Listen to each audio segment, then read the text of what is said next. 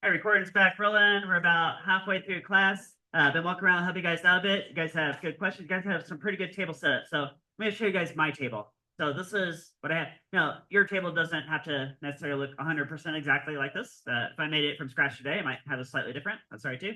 But this should check all the boxes. So I got different trials and what's the units for all these variables.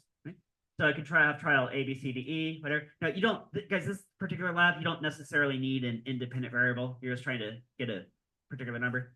If you want to change them, I guess you could change the radius, have different radial values. You should get the same coefficient of friction no matter how you do it, right? But you don't necessarily need an independent variable. Right? But maybe you want to do at least a few trials, right? Like take an average. Right? Oh, hey, guys, what's this lowercase g in meters per second squared? What is that? Oh yeah, 9.8 meters per second squared that could be, right? Do you think if you did this experiment on Mars, you'd might get a little bit different? Like you have to spin at a different rate, right? But you probably get the same coefficient of friction, but you have to spin at a different rate for it to fly off, right? I think the gravity field's going to matter. So maybe you make a record of that. Yeah, you could do 9.8 meters per second squared, right? Oh, no, that would correspond to, let's look at this radius here, this table, make give you guys a visual here.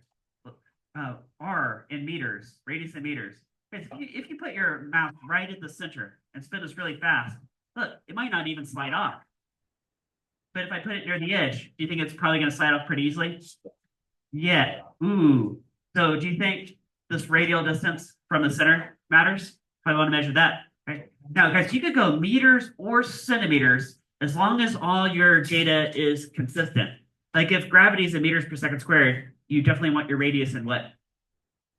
Meters. If you had recorded your radius in centimeters and wanted to use that number, I want to use 12 centimeters, then what number would you use for a gravity field? 980. 980. Because that would be centimeters per second squared. Just make sure all your units are consistent. Okay. Okay. Now, you got to figure out how fast is it spinning. That's it. Guys, what's the physics term for how fast is something spinning?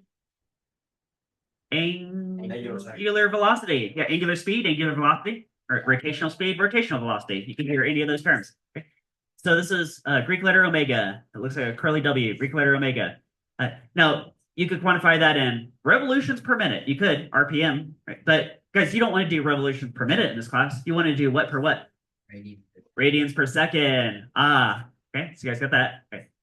I'm really only showing you this table because I've been walking around the class and most of you guys already figured out this table anyway. So just doing this for the video. Right. So awesome that you guys figured this out. Okay. Now, how are you going to figure out? How are you guys going to calculate how fast is rotating? Well, it's how far did it turn angular displacement in radians divided by how much time did that take. You could do it that way. Right. So one way is you could count how many revolutions and you could calculate how many radians. Maybe I should have made an extra column for that. I might do it that way if I made this table from scratch today. I'd say how many revolutions should it turn and how much time, and then convert to radians. Guys, how many radians are in one revolution? 2 pi. So for example, if you had to do one revolution and said how much time does that take, right?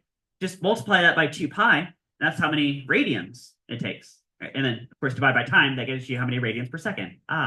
Is that? Now, you know what I don't have a column for is for the use of the speed gate. If you'd wanted to use the speed gate, this could tell you what variable and what unit. Yeah, exactly. It could give you a linear speed, like a tangential speed in meters per second. Might say centimeters per second, meters per second, right? But you don't have a column for, right?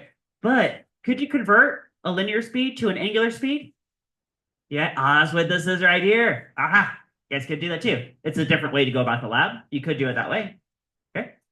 All right. All right. So I think you guys are on a good track right there. You got to hit pause on this recording and come back last few minutes of class. See how you guys are doing.